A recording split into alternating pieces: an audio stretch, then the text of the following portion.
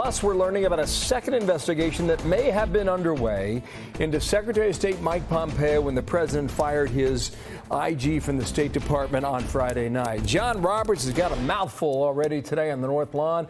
John, good afternoon to you. Let's begin there now. Hello.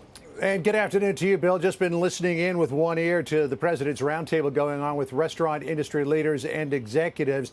Certainly that sector of the economy has been one of the hardest hit with all of the closures.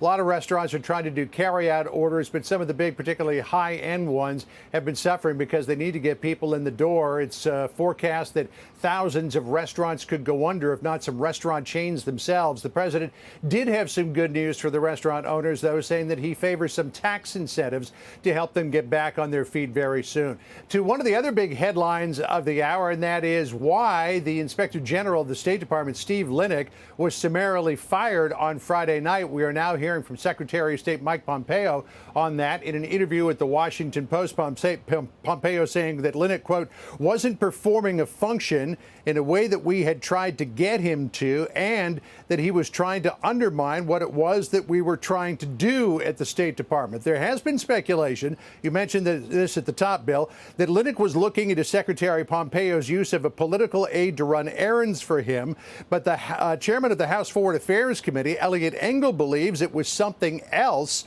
In a statement confirmed to Fox News, Engel said, quote, I have learned that there may be another reason for Mr. Linick's firing. His office was investigating, at my request, Trump's phony declaration of an emergency so he could send weapons to Saudi Arabia. House Speaker Nancy Pelosi weighing in on Linick's firing on the Sunday shows. Listen here.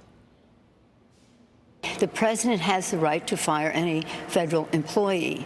But the fact is, if it looks like it's in retaliation for something that the IG, the Inspector General, is doing, that could be unlawful.